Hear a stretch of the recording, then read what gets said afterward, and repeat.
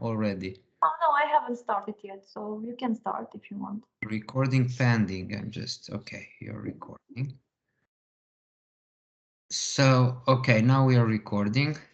The point is that it's going to be downloaded after. Well, we have to download it afterwards. It's not enough just to record. We have to get to download that recording, because in 30 days it's going to be erased, and usually this needs to be just kept as a proof of our lecture for a longer period of time, when if somebody decides they want to check how our money was spent and so on, will you have the proof? Nobody actually checks the content of the lecture, but the very existence of the lecture. It has a duration. We can speak about whatever, about politics and the movies and whatever. They don't care. They just look, there is a recording, it's 1 hour and something long. Okay, you've done it, good, checked, next. So I need it for this documentation purposes. Okay, but it may be useful perhaps to other students that cannot join us today as well, now,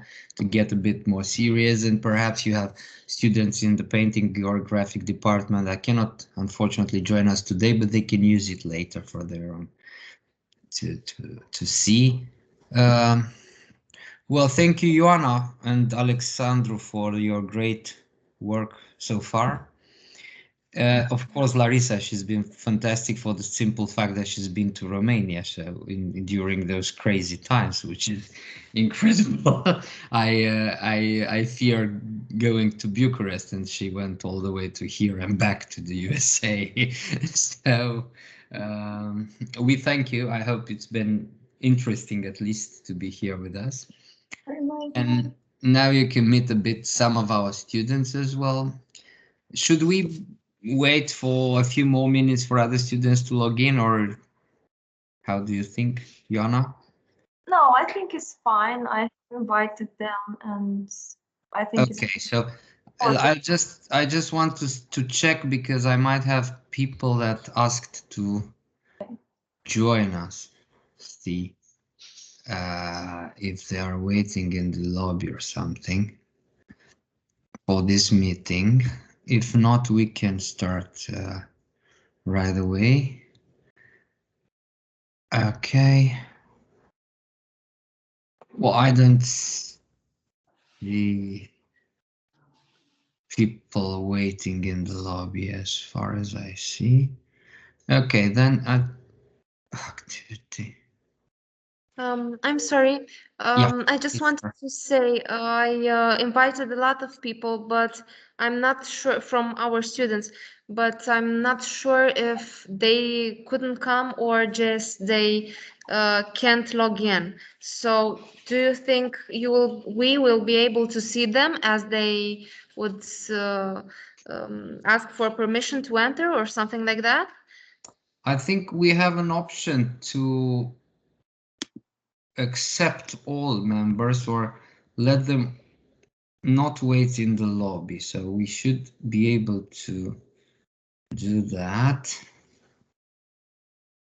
I mean, perhaps there is a way in which they can just join without in the settings or something.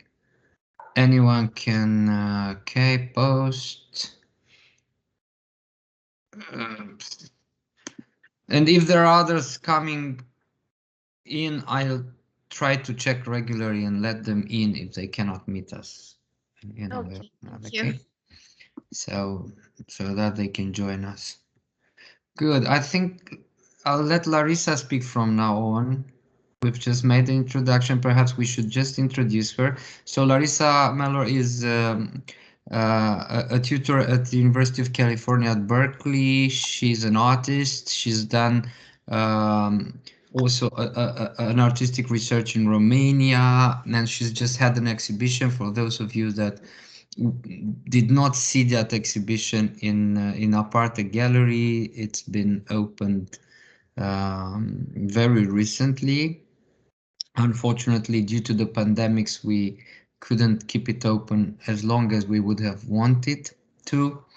But Larissa will present that exhibition and the research around it today. And she's been to Iași thanks to an Erasmus scholarship facilitated by the Iași Art Residency run by Ioana Palamar and Andrei Alexandru Pantea, together with other colleagues and Professor Zamfira Bârzu and other people that are involved in this. And I think being here helped Larissa to get a better understanding also of the Romanian context of some of her researches that focus on the hybridity of artistic languages and modernisms and culture.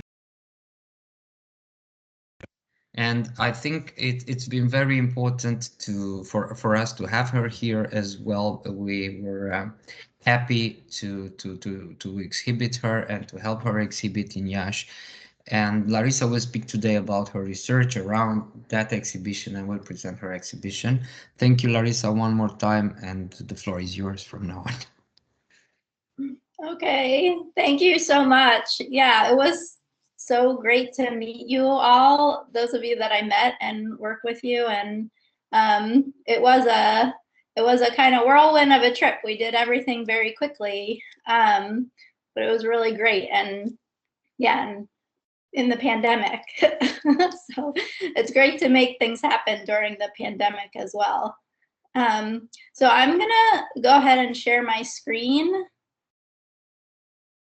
And I've structured this a little bit based on how Ioana has asked me to talk about a little bit of spaces and residencies, working with students, and then the exhibition and kind of how I came to conceptualize and materialize that.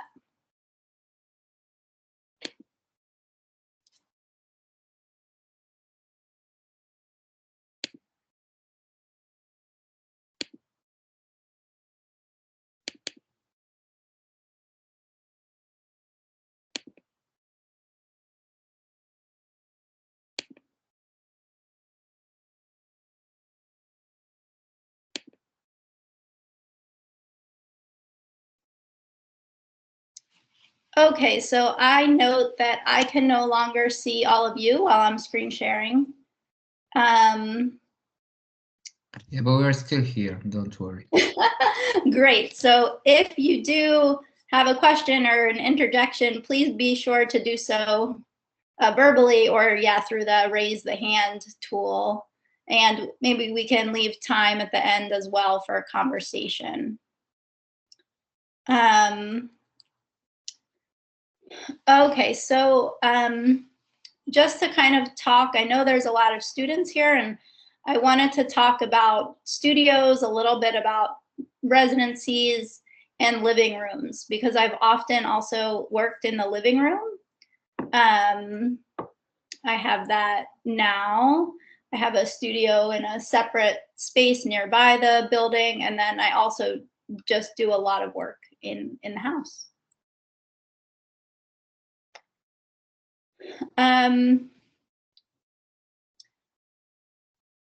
Yeah, so this is actually my studio space, a photograph from my studio space in grad school.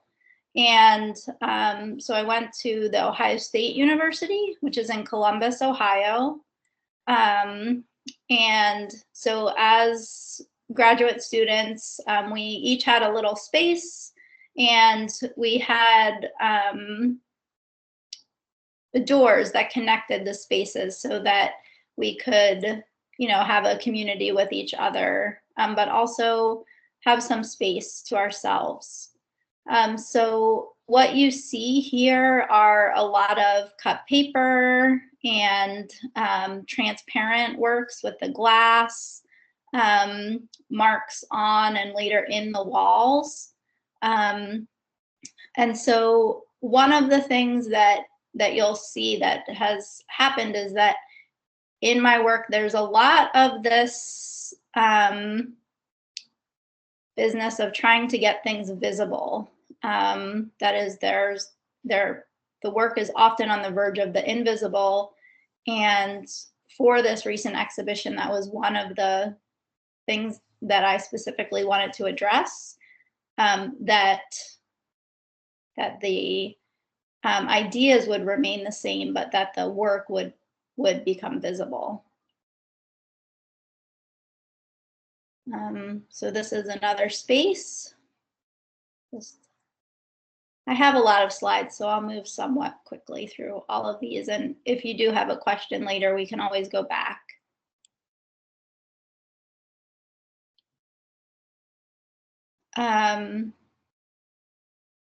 So the last studio was in Berlin. This one is in Brooklyn. And these works were all experiments, things that I was interested in putting together, but that they didn't always make it out of the studio. That is some of the things I just never showed to anyone in an exhibition. They were stepping stones on the way to other work.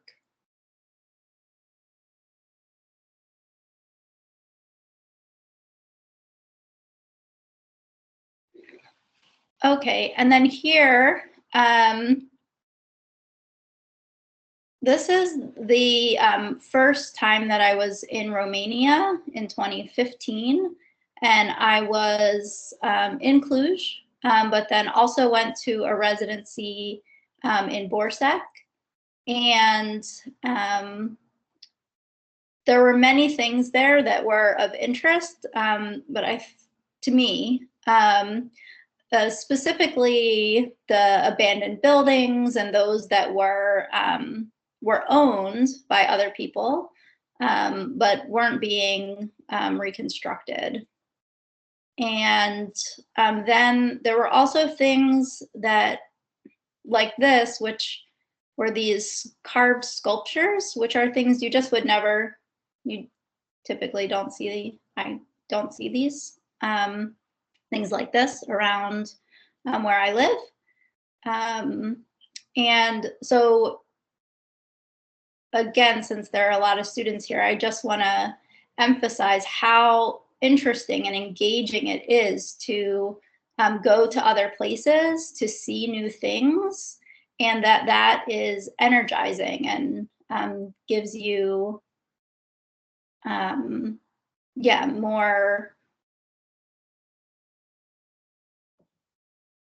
more material conceptually or visually to work with.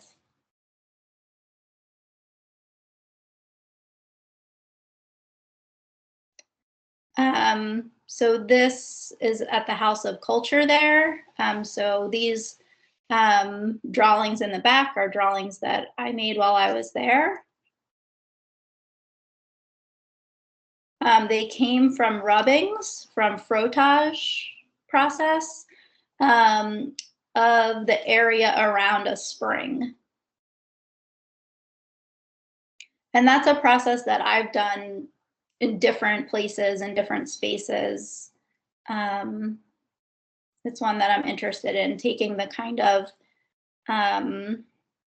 the original and translating that into the rubbing, making it a kind of a apparition, a shadow of what the original was, a trace.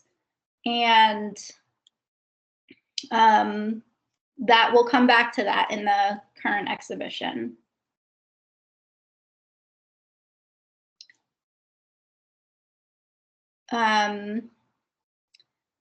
So these, I did a research trip to Plauen, Germany, which was once a lace making, had a thriving lace making industry.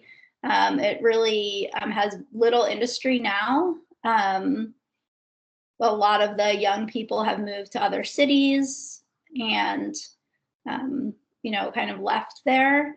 So I was going through their files, their flat files of lace, and looking at the recordings of the lace through cyanotypes, and then ultimately made this group of watercolors. And here's the close-up of that.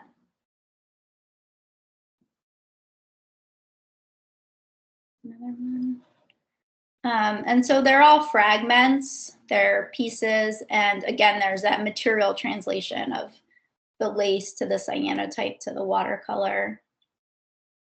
For me, this material translation and kind of echoes our verbal translation and what I think about what we retain through translation, what we lose, what is that process, and what in one language to another.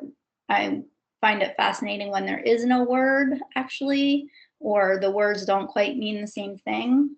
They might encompass different meanings. And I think that it's easier to articulate that, for me anyway, through the verbal, through the material. When we're looking at something, I think there's a similar process that happens, but it's harder to articulate exactly what that is in the reading of the work.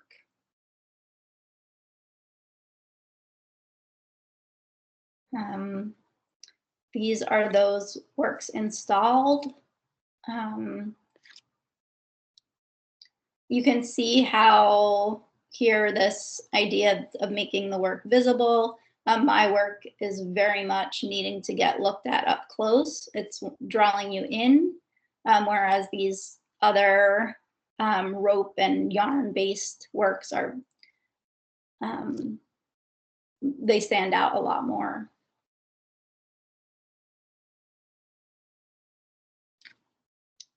Okay, so just to kind of wrap up this section on kind of travel and workspaces and residencies in particular,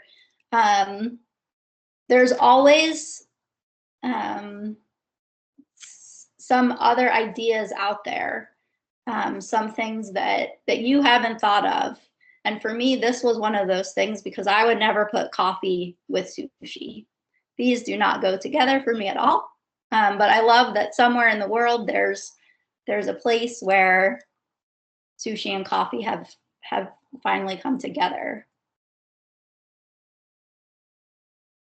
And just to put in one action shot and one idea about meeting other people and building community this way. This photo is from a residency in Kyrgyzstan, and yeah, it's just a space to talk about art and come across new ideas.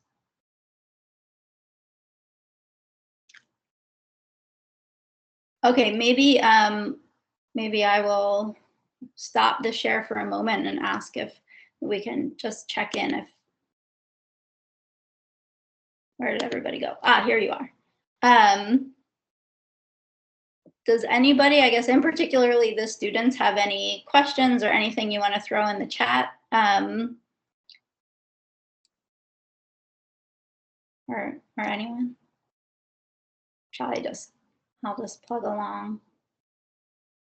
Okay, let me know too if there's anything I can repeat or clarify on.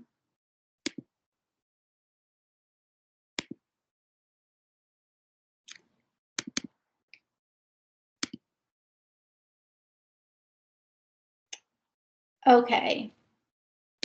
Oh, I see I can toggle. Okay, great. Okay, so I have done a lot of teaching starting as an undergrad, working in the museum spaces, and then after graduate school, starting to teach at the university and colleges. And that has been really a great experience for me. I really like sharing with students and watching other people develop their voice and their work. So here I just put together a few images of student work that I can share with you, just to get a sense of what the students are doing here. Now, most of these students are beginning students in their bachelor's. They're all in their bachelor's. None are master's students. And many are in their foundation year. So here, the foundation year is often a one-year program called Foundations, and sometimes it's a two-year program.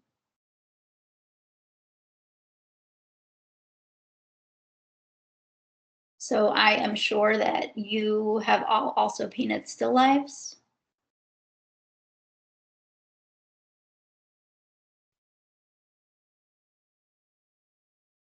There is the idea that there's this range of technique available to you. There's no one specific way that the still life needs to be painted. That tends to be very important, that you want to experiment with different processes and materials and develop your own relationship to it, your own sense of what you want to convey. So whether that's highly rendered like this is, or more abstract and loose like the last still life, becomes up to the student, or maybe there's some certain projects that have specific parameters to experiment with.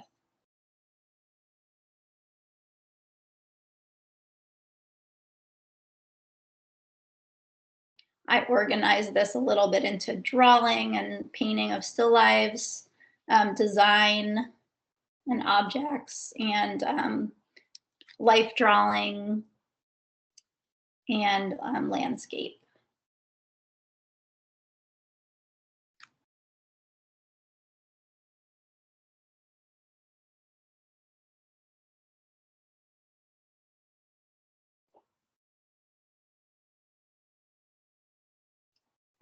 So this is a book project where the students make a book, and they're asked to consider their autobiography and their relationship to themselves and the world, and make a book based on that research that they've done, or that consideration that they've given to the questions.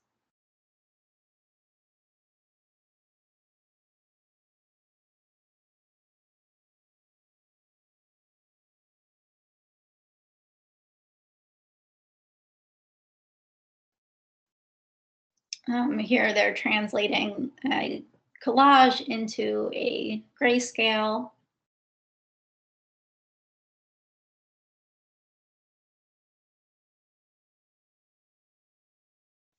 This is a material and meaning project, looking at what the physical materials that you use convey in the reading of the work.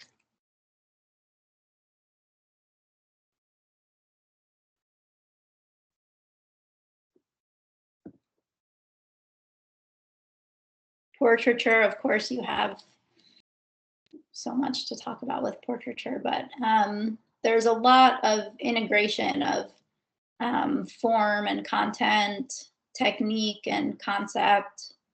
Those things are often talked about in critique together. And again, no specific way that you're required to paint. That's up to you. In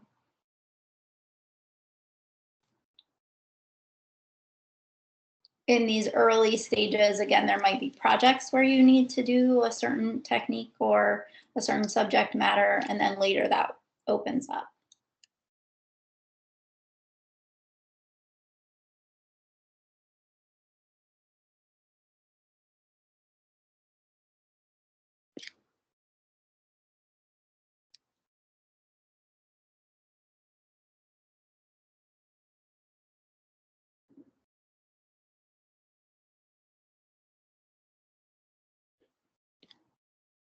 So in what we call life drawing or figure drawing, there's often drawing from the live model and then an integration of sections on anatomy, the skeletal system, the muscle system, and how that interior form is affecting that exterior form.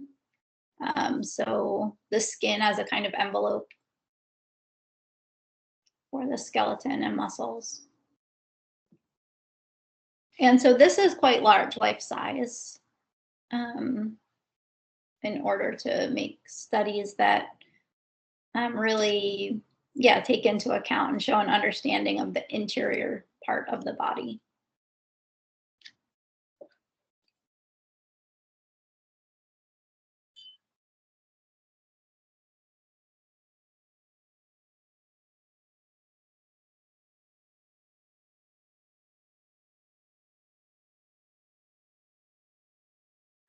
The last painting was watercolor, and this one is gouache.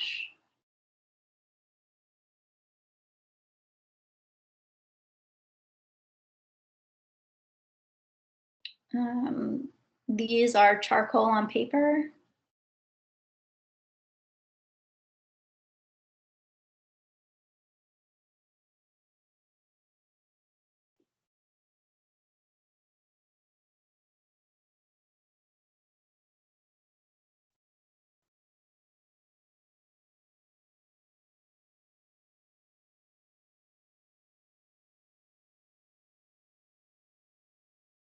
So in the landscape drawing, we're focusing a lot on the representation, not necessarily hyper realistic, but capturing the light and shadow, conveying form.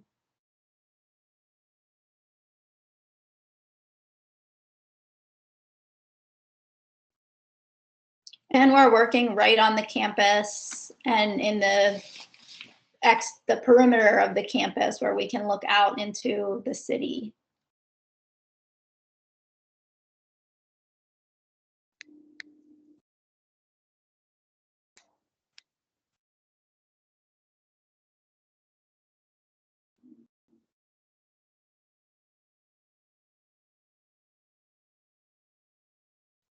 Okay, and then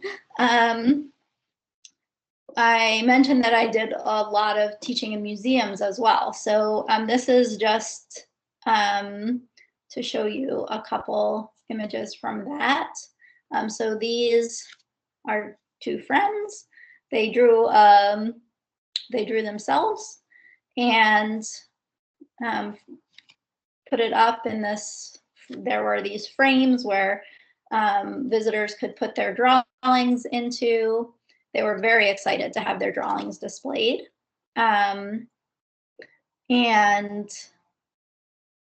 so that has also been interesting and fun for me, to watch these very young artists with no inhibition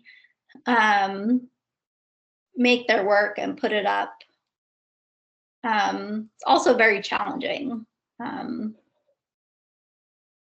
working with young kids.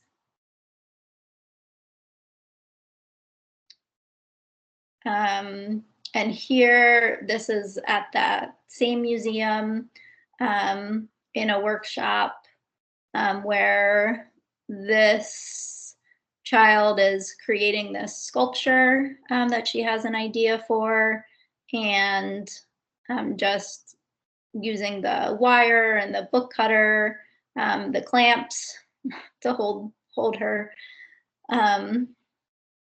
glue together. And it's really, for me, it's really fun to watch other people create and make discoveries along the way.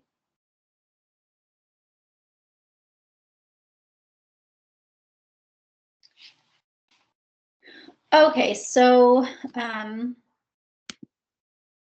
maybe I'll just ask now at this point again, does anybody have any questions about that, or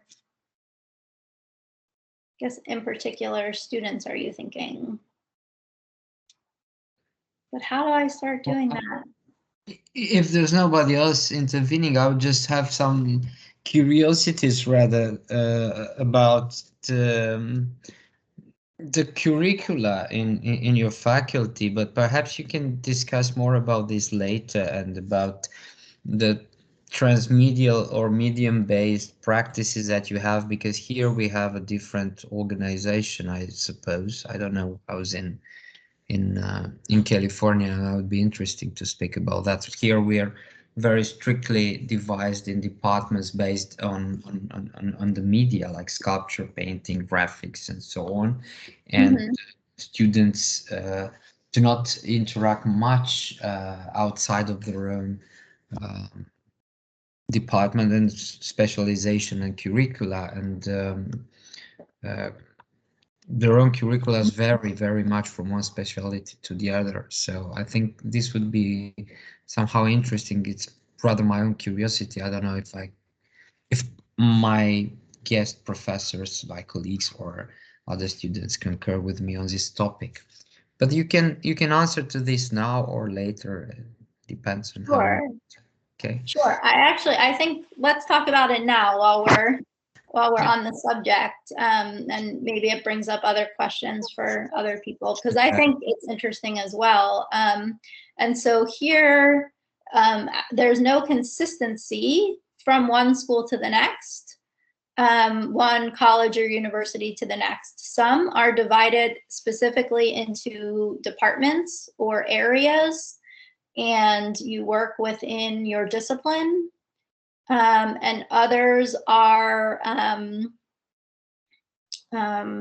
more integrated, blurring those boundaries, working in strictly one art department that allows for a lot more conversation and bridge building. That said, then there are certain things. So for instance, where I went to graduate school, for example, there were areas within the art department, but you worked with faculty in all the different areas. So just because you were in painting didn't mean you only worked with painting faculty. You could also work with any faculty that you chose. So if you wanted to work with a ceramics faculty, you could work with them as well, or photo or printmaking. And you could also build your thesis committee not only within the art department, but across the university. So I'm gonna just speak to my own experience, just because that's the easiest thing, the closest thing for me to address. It is very different for everyone because you have the ability to design things different ways. And so my thesis committee was representing the painting area, another faculty who was within art at large. They didn't have a specialization. And then also someone from film within the art history department. And then I actually wrote my thesis in the art history department, so even though we were divided into areas, that is, the concentration was in painting and drawing, there was a lot of ability to work cross-disciplinary.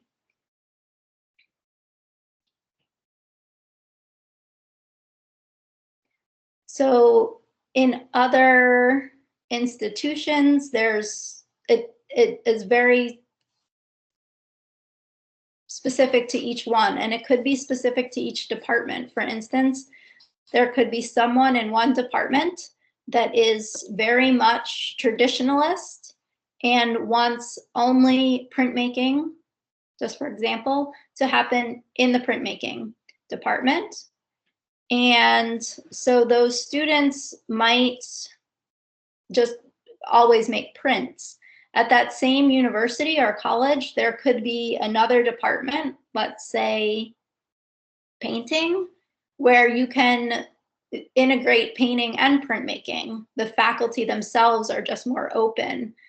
So it's sometimes really just dependent on the individuals within the institution, not even on the structure of the curriculum at all, because when you look at the curriculum, it looks like you're able to do the same things, but actually based on the beliefs or the ideas of the faculty, it becomes more limited or more expansive. That being said, there is a general sense here, a general rule that you will have specific foundational skills in the bachelor years. And those are in drawing across the board for graphic designers, for sculptors, for everyone drawing. And then also skills within your selected medium and maybe others. And that in your later years is your, last 2 years of the bachelor and your master's, you're having the ability to experiment and expand on those.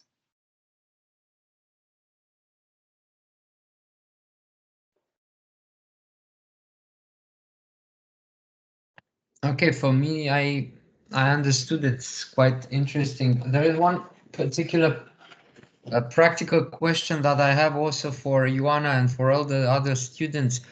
Ioana, do you think some of us, or perhaps all of us in turn, should we translate for the students? What Larissa is saying, does everybody understands English here? Yeah. Okay, so you all understand. You just don't ask questions because you don't ask questions. It's not because you don't understand the English. It's just that you don't have questions right now, or perhaps. No, I think I had questions while Larissa was presenting. I was thinking of questions, but I was like answering myself, and then I thought like asking them won't make any sense, and I thought like, oh, I already answered this question in my head, and I was like, Okay. what's the point of asking it again? Okay. Well, Yeah, I think maybe I ask it There's because we can questions. answer for other people. Exactly. Oh yeah, Ask I them. don't. I think I saw a very interesting subject here because, as you said, firstly in your presentation, let me know if this is true. You think of art as an universal language. Do you think this is correct? I think that it's read differently different places. That is, I don't think that it's simply universal, that we all read it the same way. I think that the object, when it moves from one spot to another, either within a room, context within the room, or maybe across cultures, across national borders, let's say, that it's read differently. So in that way, I think maybe it's a little different than, for instance, a smile that is totally universal, right? We all know what a smile is. And so I think that we are, based on our perceptions, reading things differently. Does that answer your question? Yeah, it did. No, because I was thinking you're talking about the differences between like languages, like English and Romanian, for example. Mm-hmm. And in this context, is like art is another language that like some people can get it. I mean, I think that happens. I think like in the art industry, I don't want to say industry, in the art world. There are some people that when they see work of art, they just don't get it because it's like a language. Because, like you said, everyone reads it differently. Everyone sees it differently, And I think this is the reason why I mean, for students, this is the reason why a student that is learning like painting and a student that is learning sculpture, like they don't really get along. They don't have much to talk about, because even though what they are making is art, one is doing painting and one is doing sculpture, and then they don't interact that much and they don't talk that much about art itself. I see. I see. Yeah, I do think that there is certainly the possibility there for, let's say, sculptors and painters to talk. I mean, I think to all the artists that have made both painting and sculpture, right, that there's the opportunity, the relationships of form, and sure, the process is different, but maybe the ideas are the same, or the experimentation is the same. That is, I think there might be overlaps that you find interesting. I do think that I agree with you that you know, we learn how to read artwork, right? That's very much taught in any art school, how to read the artwork.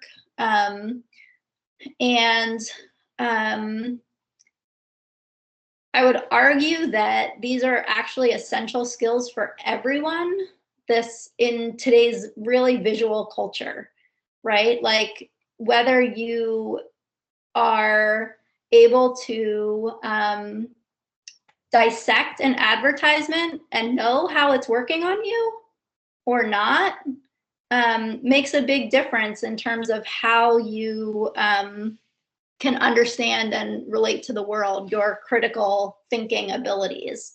And so whether that's an advertisement or anything on Instagram or these other apps that are very visual, I think that there's a importance for everyone, regardless, even if you are, you know, a student of linguistics or medicine, there's a need to understand the visual communication today.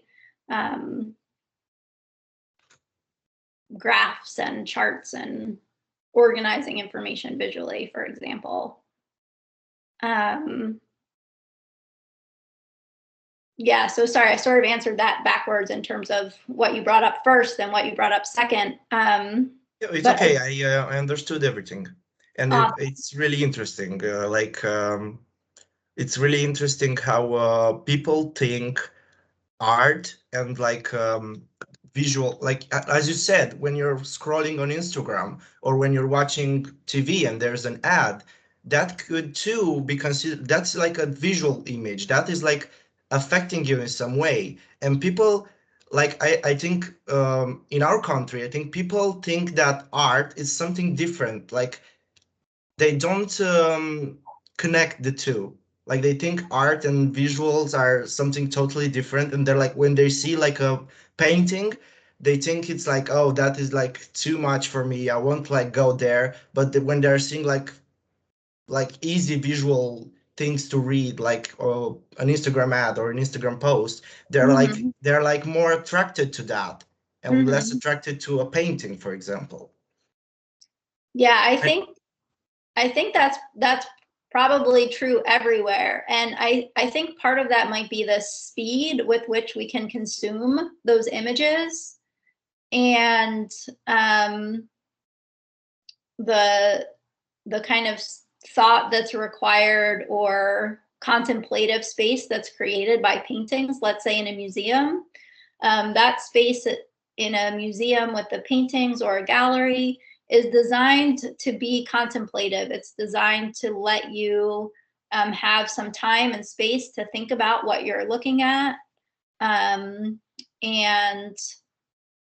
how it's made, what the color palettes are, how it would change if the colors were different.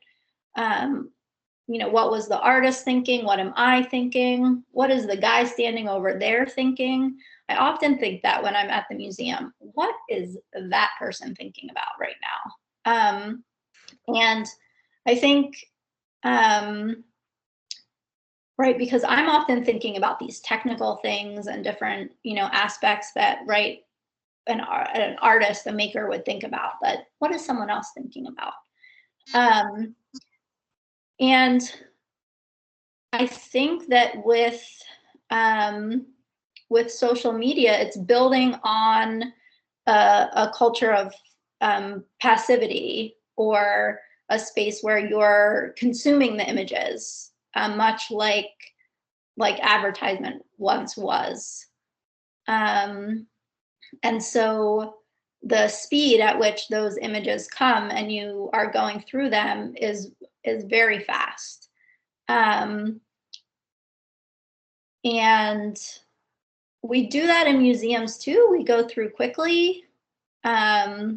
Maybe we go through because we only have one day at, I don't know, the Hermitage. We're only going to be there for one day, so we're trying to see many things. But then maybe there's one or two of the artworks that we saw there that day that stick with us, that we return to in our minds. Yeah, that's true. Yeah. Thank you. Thank you for discussing with me. Thank you for answering some of my questions. Yeah, of course. I also would like to bring up how you said about working with children and their lack of inhibition. And I'm very curious how that energy affected you working with children. Did that have an effect on your perspective of yourself, of your artistic process, and so on? Yeah, that's a good question. So for me, actually, I think I tried to incorporate some of the inhibition, especially in the studio. Maybe not for a final exhibition, but when I'm working in the studio, try to just make things. I think for some people that comes easier than others. I'm very much an editor. Like I want to edit what I see and I want to see its relationship to other things. And so that aspect of the inhibition was important for me in the studio. But other people work more like with, I don't know, some of the ideas or materials or processes that come about through working with children. And I just never did. It was much more separate for me, mostly because working with kids is exhausting. They have so much energy, and like you need to match their energy, to keep them going and engaged. Maybe bring them down a little, like, okay, but we're going to concentrate now. And so that was very much a reason for me. It was just like, whew, I'm so tired. And I think it's, for me, it was a very inspiring experience whenever there were children around when I was doing anything artistic. Like it's something so pure in their way of looking at art and their enthusiasm, and it's contagious. Yeah, I see that. That seems very possible. Well, I'm glad you felt that enthusiasm. And so were you able to channel that into your artwork? I hope I did. Great.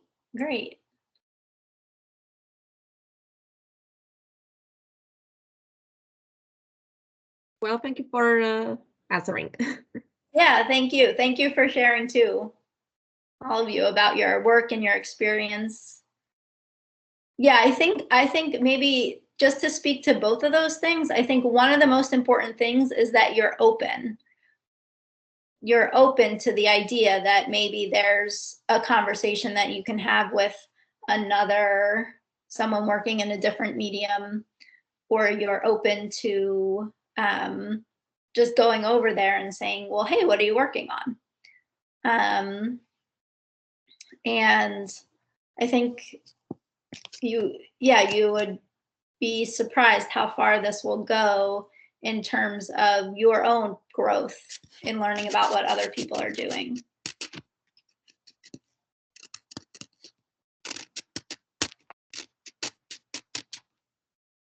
Larissa, could you say a few words about the exhibition as well?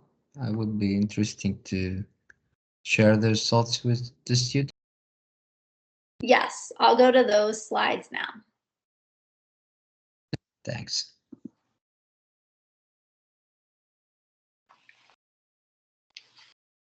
Okay, so I'm going to start with talking about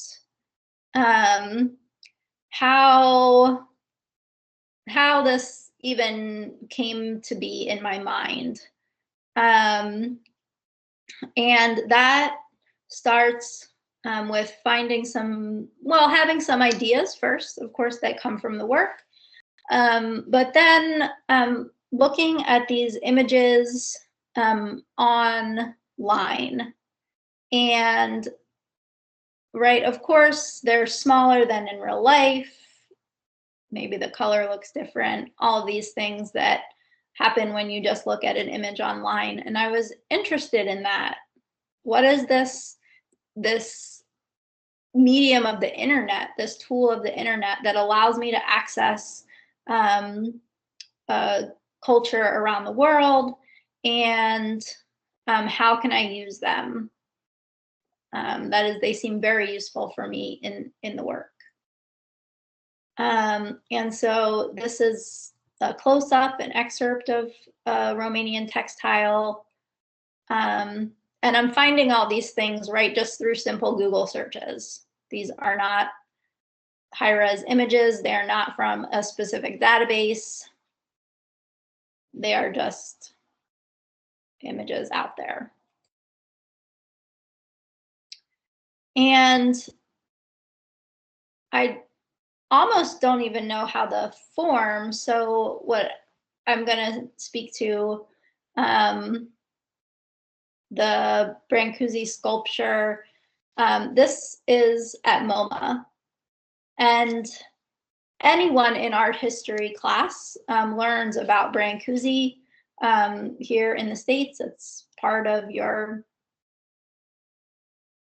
art history survey class. We have kind of integration of Western and non-Western views.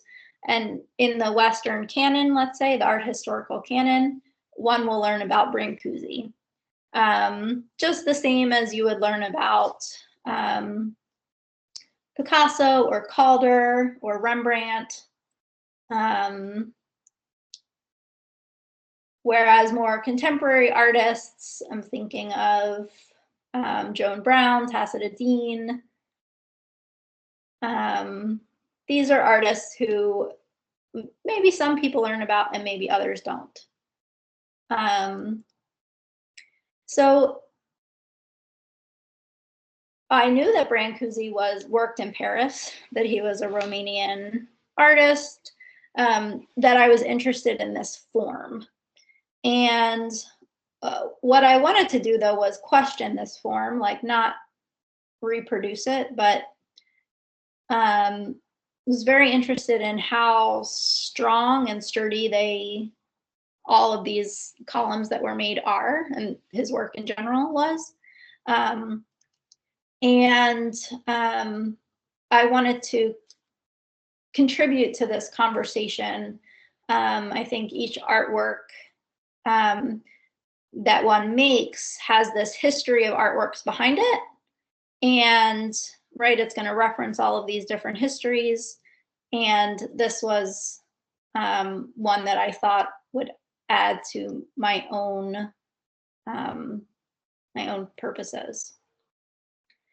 So this is just another version, even more monumental, grand in scale. And what I didn't know, what I learned being there with all of you, this is the office at your school. And here in the back, I think you'll see it here, a little column. And so what I didn't know was how absorbed into the popular culture this form had become. I learned that while I was there. And so, you know, I was just at the office filling some paperwork, but I saw this from across there and found it very fascinating that there's this little endless column right here, you know, with the picture frame and the other, what I'm going to call tchotchkes, also knickknacks. Yeah, hope you know what I mean. The items arranged that we would arrange on our shelves. So that was new to me and very, very interesting, actually. And so what I wanted to do was combine the form with the imagery, with these ideas that I'd had with making work about identity. And so this specifically is a photograph of my grandmother's stateless persons passport. And I incorporated this along with those other imageries into the columns, which we'll see in a moment. And so I was thinking about the, you know, the ephemeral nature of, well, life and identity, and the kind of opposite ideas as are evident in Brancusi's work, and wanted to put that together. I'm going to go through now some past work so that you can see more from where these ideas came. So this is an older piece called Forgetting the Mother Tongue. And it is dust and water on plexiglass. There's 2 sheets of plexi that you can see there. They lean against the wall. I actually think now, you know, there should be more plexi. The whole room should be installed with plexi around it. And here you can see the dust. So up close, when you're live and in person, you can see that there's dust, and then I've written in the dust with water. And I was making this piece thinking about the way that, specifically English, but I was working with German and English here, how these languages come to dominate the world culture, and what does that mean for the erasing of other languages? So especially thinking there's, around the world, there's languages that are lost every day. A lot of indigenous languages where the older generations that speak those languages are passing on, and the younger generations were also often deprived of learning those languages as a result of colonialism, or also possibly just the mainstream culture. So the amount of force involved in those situations, I think, varies. But that's what I was thinking of there. And so you'll see from all of these that even though I went to school for painting and drawing, I'm often working in different materials. And here I was tracking the time, cutting out making tracings and cutting out the shapes of the light that was happening in the space.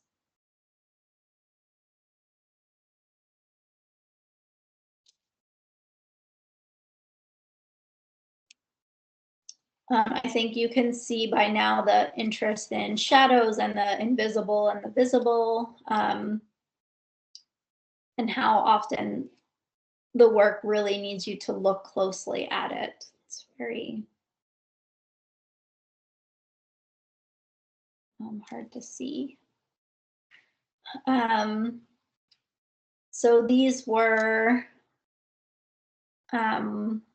works that I made writing out the conjunctions in English, German, and Romanian. The conjunctions of words, and so and she, this is called. And I was cutting them out, making them large, making stencils, and then making these spray paint works that are really kind of stuck, I think, in this moment of forming or dissolving.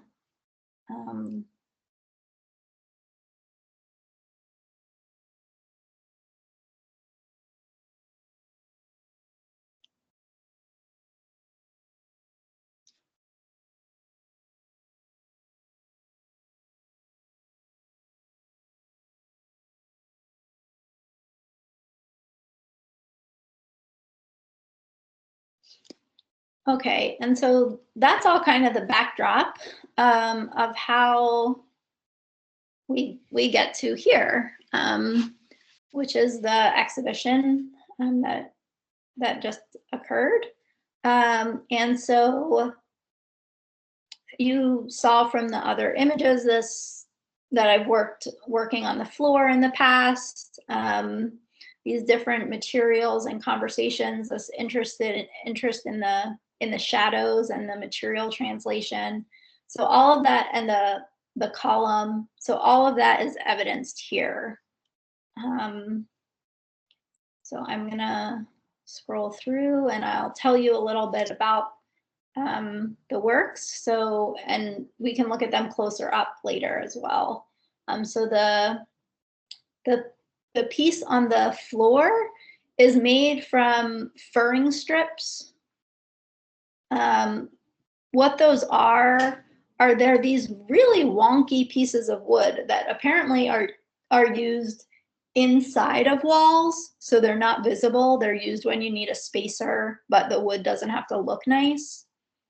And that physical property of its imperfection, really drew me to those. And I wanted to have them be connected and be almost like alive and have this potential for movement, but they can't move, so they're on these transparent wheels. And so it's kind of like stuck.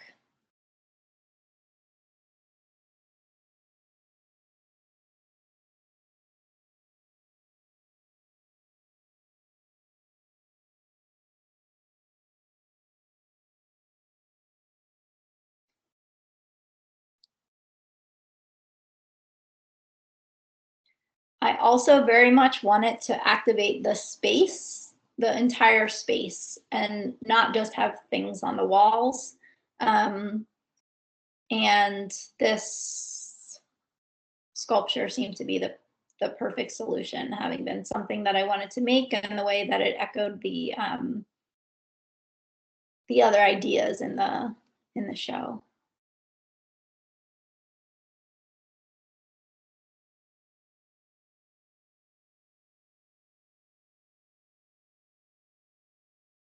So here on the left are scans that I've made of fabric that I've dyed.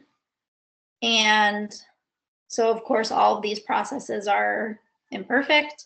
The fabric's dyed with splotches and darker spots and lighter spots. And then the scanner is a handheld scanner, and it makes these lines and strange digital pixelation in the imagery.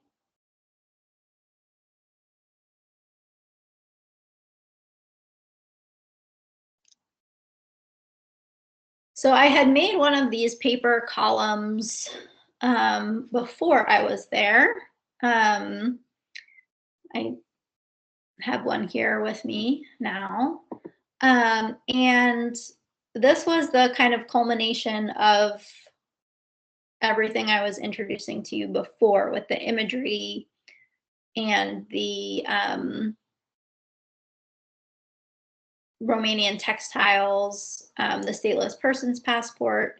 There's one other document in here, which is this document sent to me by the Romanian consulate when I asked them to look for records of my grandmother there. And they wrote me back telling me they found no records. And this is fascinating to me.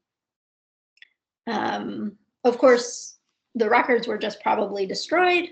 You know, who knows what happened to them, but just the idea that there is no record of you, or you don't belong anywhere. And how does that relate to this material of the paper and this form of the column? How does that change when it's in the space in the States, let's say, or in a space there, or another space altogether? Those readings change. And so for that reason, for me, it was important to install this there, you know, at your gallery. I am especially grateful to the students who helped me with these.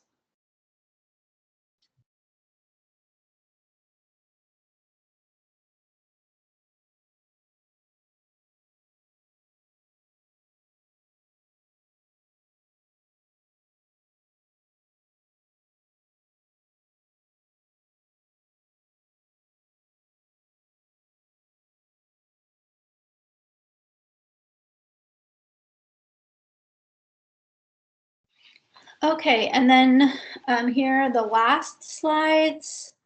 So these are, I think, recognizable to everyone, these old-fashioned, we say doilies, you know, that people used to put in their houses, or maybe some elderly people still do. They're certainly out of style, out of fashion. And yet they're very intricate and precise and take a lot of time to make. There's a lot of craftsmanship in them, and specifically female craftsmanship. This idea of making that is within the everyday culture, right? That people don't think about as art, kind of like how you were describing earlier, you know, not thinking about advertising as art. So this kind of high versus low culture. And so taking the photographs of these, creating a representation of these, was one step in removing them from the physical form. And then, so these are smaller prints, and then are there to be a reference, a kind of visual anchor for these, which were the large prints on the back wall that you saw in the first photographs of the exhibition.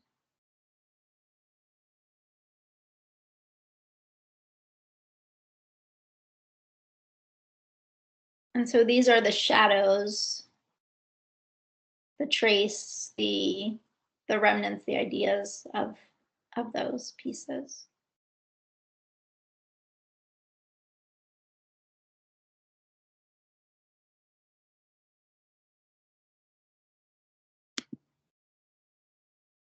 Okay, and those are all the slides I have for you today. Is there anything else, any questions I can answer, or any thoughts you have? I would love to hear your thoughts on the exhibition or the works in it.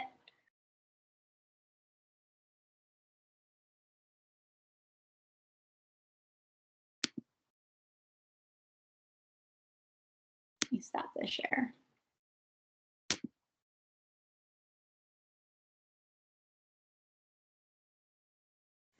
Have you ever since when have you decided to work on conceptual art, or have you always worked on conceptual art?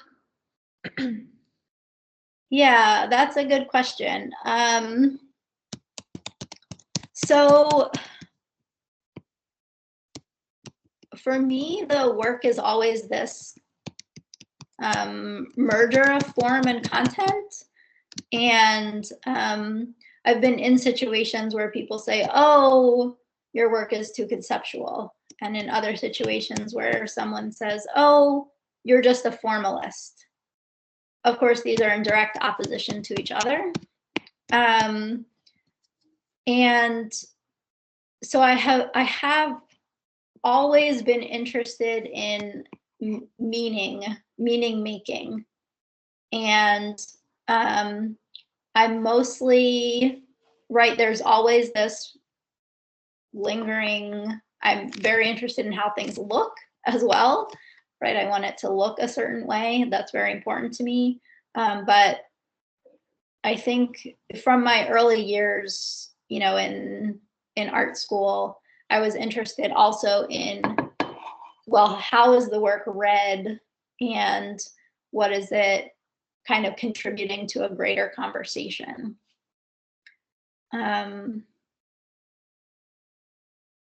Yeah. Thank you. Yeah, Can I I put know. a question too? Sorry, what was that? Can I put a question too? Yes, please. You said that you are into meaning, to give a meaning to things.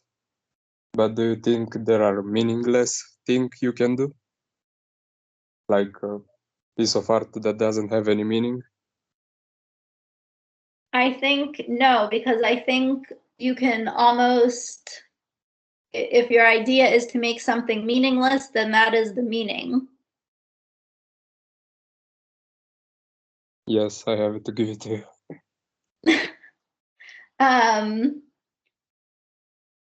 So it's all just how it's read. But I think that there are different levels of how people engage with that. That is, some people are much more interested in, you know, how blue relates to yellow within this painting. I'm thinking of the painter Philip Guston. He very kind of famously said, you know, when all these political things are going on in the world and he's making these abstractions, and he says, how can I go into the studio and just, you know, talk about the colors, you know, just the colors. And at that point in his career, he started making more figurative paintings, these kind of cartoon abstractions you are likely familiar with. And so for everyone, that's a little different, right? What you are interested in conveying, or your own, how you relate to your process and your artwork. And I think that now there's a lot of possibility for every artist, no matter what your medium or style or interest there's a way for you to be an artist today.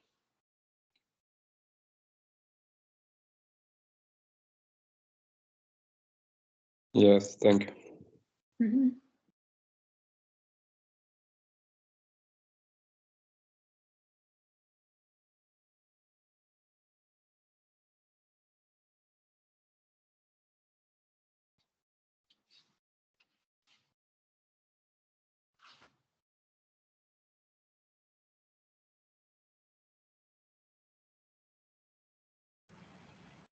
Okay, so I will just go back a bit to the teaching process and that part of your presentation, and just wanted to add something about that artist book that you showcased.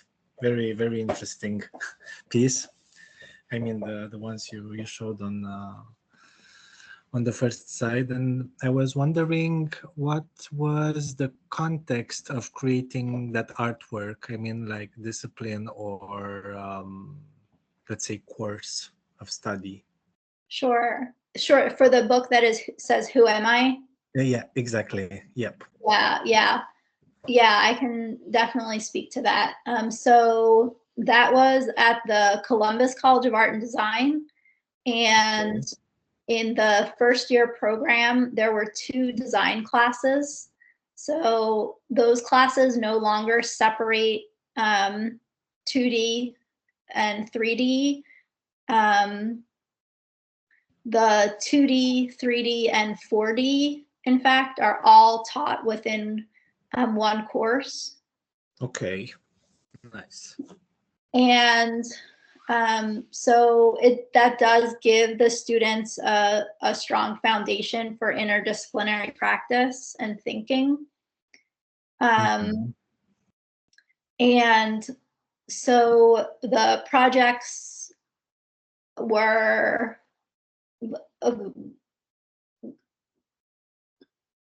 built around these like formal ideas that are very traditional. The elements and the principles of design, you know, line, shape, and balance, and harmony, and so on. And those are introduced initially, and then later more project-based works are made.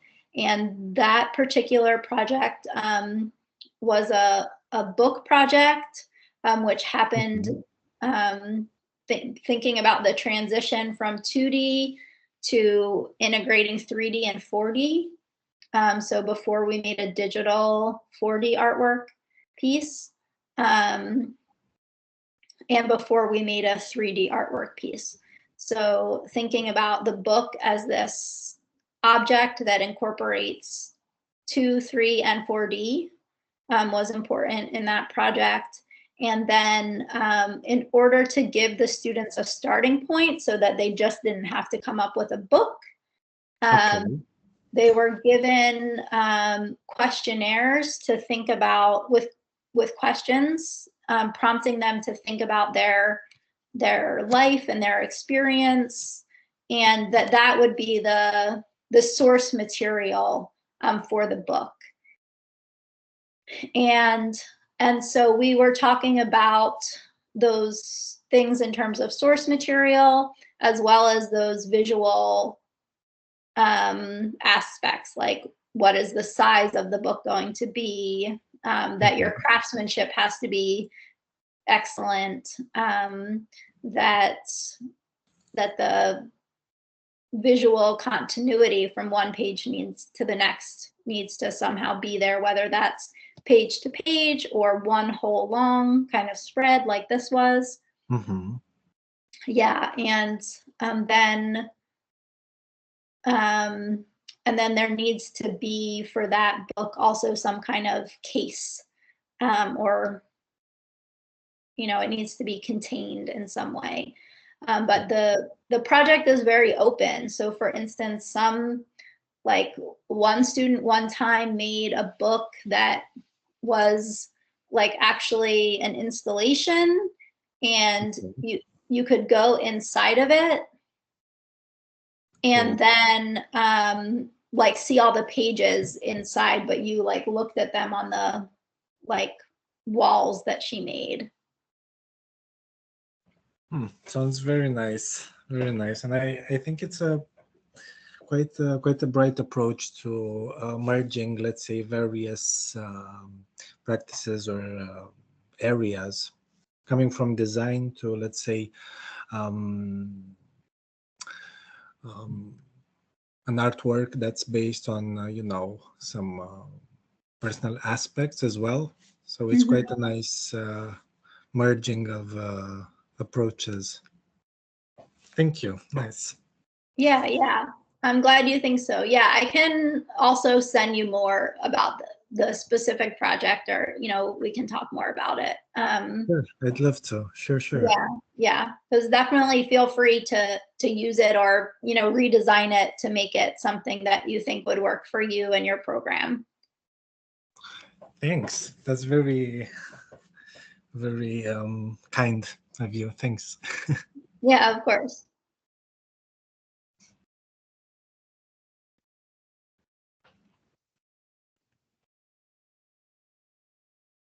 So if Bianca has questions, perhaps, or somebody else, Joanna? Yeah, I was just Amphira has. Okay. I wanted to highlight the fact that I think it's very important to have an approach to various, I don't know, areas of activities. So, because I don't know, I think you can enrich your experience as an artist if you get in touch with other fields like design, or if you have this possibility, or because you broaden your perspectives and you just have this possibility to create something else. And maybe I think this is a good thing.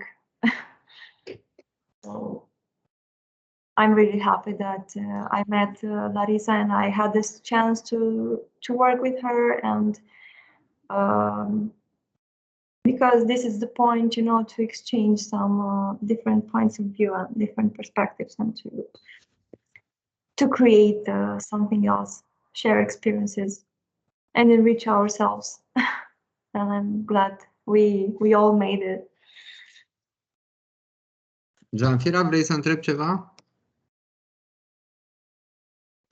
Eu vreau să spun ceva la sfârșit, nu am întrebări. Ok, bine. Hey.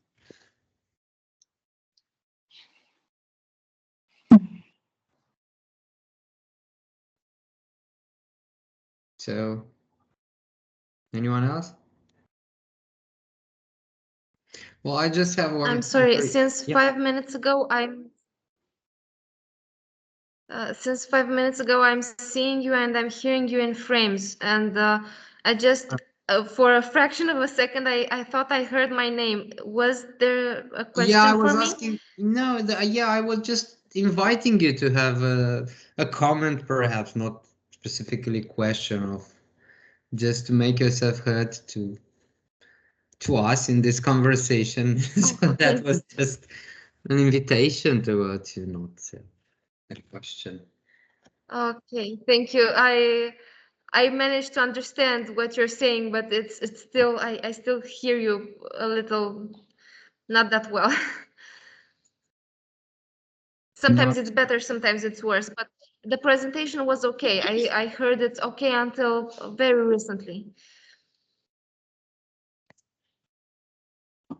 Okay, so we have just a few minor technical issues there, it sounds like. But I'm glad to hear that overall the technical issues were minimal, and, you know, we're all able to meet in this virtual space. And really, I thank you all for your, you know, your hospitality and your help, and yeah, seeing this exhibition come to fruition. It was, yeah, like I mentioned, for the work, I thought important for it to be in this other sphere.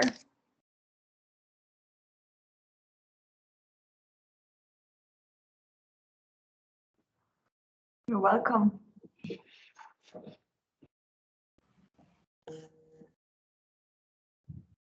Okay, so if there's nothing else, then I also thank Larissa for her presentation. I hope you enjoyed the interaction, and I invite Zamfira to say a few words in the end, because she expressed this desire to say a few words in the end of our presentation today. Zamfira, poți să spui la încheiere câteva cuvinte? Mie îmi pare rău că n-am reușit să ajung la vernisaj din motive de sănătate, dar am văzut imagini din expoziții și mi-au plăcut și aș vrea să o felicit pe Larisa pentru proiectul expozițional care l-a prezentat la Galeria Aparte și pentru toată activitatea. De asemenea, vreau să o felicit pe Ioana Palamar și pe Andrei Pantea pentru organizare. Îl felicit pe Cristian Nae pentru curatoriat și mă bucur tare mult de implicarea studenților în proiectele rezidențiale. Mulțumim, Zanfira. Sper că a fost de folos și studenților, mai ales să întâlnească o altă curiculă, un alt mod de a, nu știu, de a gândi, de a face artă, așa cum spunea și... So, Larisa, I'll say a few words in Romanian, because Zanfira also said a few words in Romanian, just to conclude, if that's fine with you, okay? Of course. Ok. Deci aș dori să insist la rândul meu asupra acestor aspecte legate de modul, să spun, de producție artistică, care sigur că e într-un fel sau altul multimedial. Asta nu e neapărat o trăsătură recentă, evident, e una foarte îndelungată acum în timp, are aproape 100 de ani de la avantgardă încoace. Și aș mai fi vrut doar să subliniez faptul că e într-adevăr interesant să ne plimbăm între culturi, un exercițiu pe care Larisa l-a realizat lucrând cu multipla genealogie și cu neînțelegerile din ea, și aș răspunde astfel în mod indirect întrebări lansate de unul dintre voi. N-am fost foarte atent cine la momentul respectiv, îmi cer scuze, privind posibilitatea ca o lucrare să nu aibă sens. Eu nu cred că există ceva care să nu aibă sens în mod absolut. Există poate lucruri care sunt absurde sau care pot să sfideze sensul sau pot să fie, nu știu, dicteu automat sau să țină de inconștient sau de subconștient, mai curând. Dar chiar și acestea devin fie simptome, fie capătă, dobândesc un anumit sens într-un anumit context mai amplu. Deci ele sunt oricum semne, câtă vreme noi comunicăm, folosim semne care intră într-un proces de comunicare și sunt supuse interpretării în mod involuntar. Ceea ce rămâne neînțeles nu înseamnă că nu are sens, ci pur și simplu este un semn sau un aspect pe care nu îl înțelegem sau care, dimpotrivă, poate să ne intrige, sigur, poate să stârnească mai multă neînțelegere decât înțelegere, dar nu înseamnă că e nonsensic, ci pur și simplu pune sub semnul întrebării capacitatea noastră de a-l înțelege. Și cred că asta a fost fabulos din punctul meu de vedere, fascinant la proiectul Larisei. De fapt că a pus atât sub formă metaforică cât și concretă prin această aglutinare a acestor referințe fotografice sub semnul întrebării ceea ce cunoaștem și ceea ce nu cunoaștem despre multiplele noastre istorii, genealogii, despre apartenența la o țară sau alta și despre capacitatea limbajului artistic de a se plimba într-adevăr dintr-un mediu cultural în altul și de a, în acest proces de traducere, de a dobândi valențe noi. So I'll just translate very briefly for Larisa a resume, an abstract of what I've said now. So just talking about your exhibition, Larisa, and I just said that for me it was fascinating the way you also materialized signs that indicated this mobility of language in the exhibition space, with those wooden bars and wheels that seemed also fractured lines that move and change their shape in the exhibition space, that, like a dynamic sculpture. And I also liked very much the way you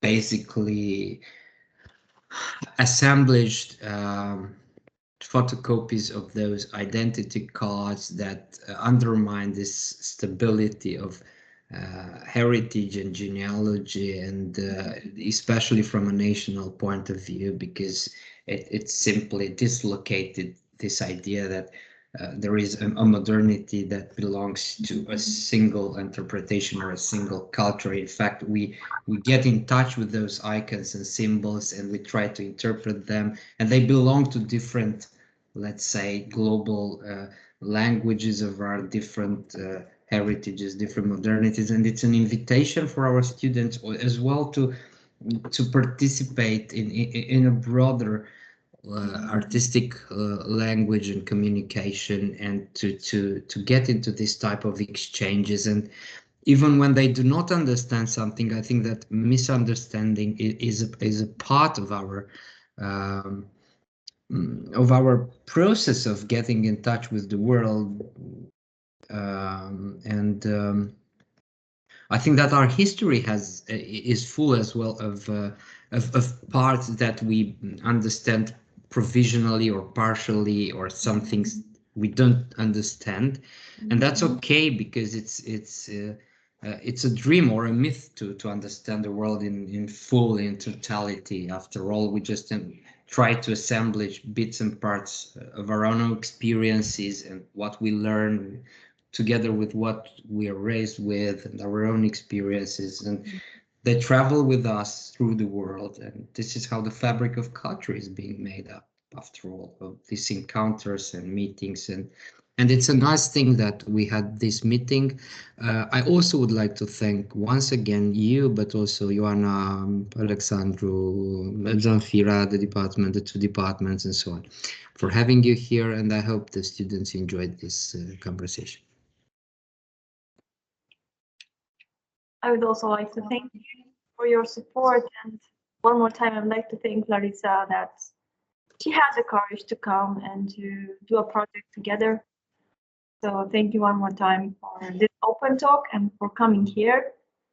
Yeah, yeah. And I hope we will continue this perhaps next year, this series of guest lectures and talks and exchanges with other professors from other universities. We have Larisa here also thanks to this project of institutional development, which involves sharing pedagogies across universities. And if this would be successful, or if you think this is successful and helpful, we can apply once more next year, and we can refine this project with your help, if you would be interested to join this and keep it going as well. It can be a part of our institution as well. Okay, thanks. Thanks, everyone. Okay, see you next time. Take care. Take care. Bye. Bye. See you. Bye-bye. Goodbye. Bye. Goodbye. Goodbye. Goodbye. Bye.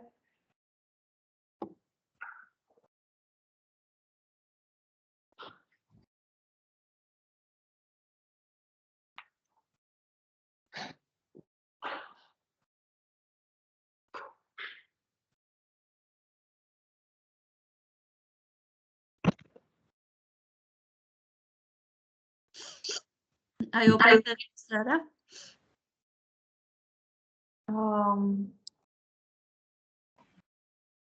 Nu, domnul live a început-o, dar dau stop recording.